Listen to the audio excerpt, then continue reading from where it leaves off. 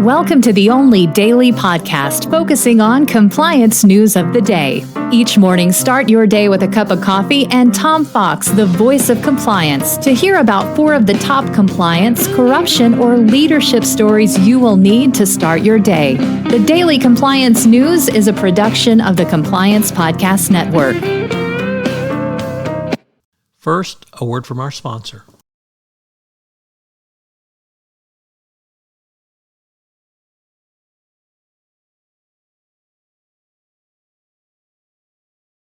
The Daily Compliance News for August 25, 2023, the FUD edition. Well, what is FUD? In a story from the New York Times, FUD is fear, uncertainty, and doubt, and that's what is whirlwinding around crypto right now.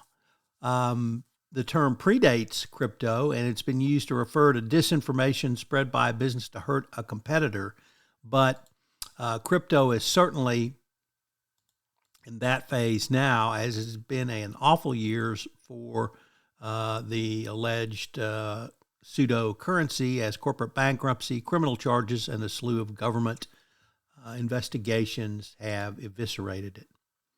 Next up, for those who watched the Women's World Cup final, an excellent game between Spain and England, with, of course, Spain winning, were very dismayed when at the conclusion of the ceremony, when the women were being awarded the World Cup, the coach grabbed a Spanish midfielder, Jenny Hermoso, and kissed her on the lips in front of the world on worldwide television.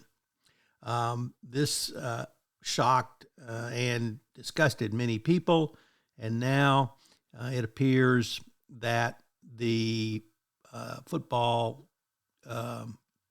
Spanish football chief will quit over this event, or rather this incident. I must say that, the Spanish equality minister described the forced kiss as sexual violence. Ms. Hermosa said it was not something she liked, and she said that she and others were working to ensure that such acts never go unpunished. It was pretty disgusting. Next up, from the Serious Fraud Office, there is a new director, so we can't really blame this on him. But certainly the last 2 directors do come under scrutiny for this, as the Serious Fraud Office has dropped its 10-year inquiry into ENRC.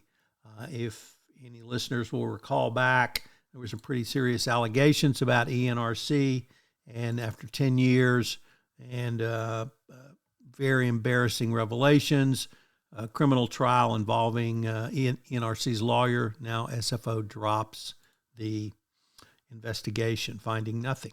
And finally, Venezuela is still trying to keep its U.S. subsidiary CITGO, and it has applied to the U.S. Supreme Court or appealed rather to the U.S. Supreme Court to stop the forced sale of this business unit to pay off debts of its parent, PDVSA. So it's going to be interesting to see if the Supreme Court intervenes in this matter. The Daily Compliance News is a production of the Compliance Podcast Network and a proud member of C-Suite Radio. Thanks so much for listening. I hope you'll join me again tomorrow.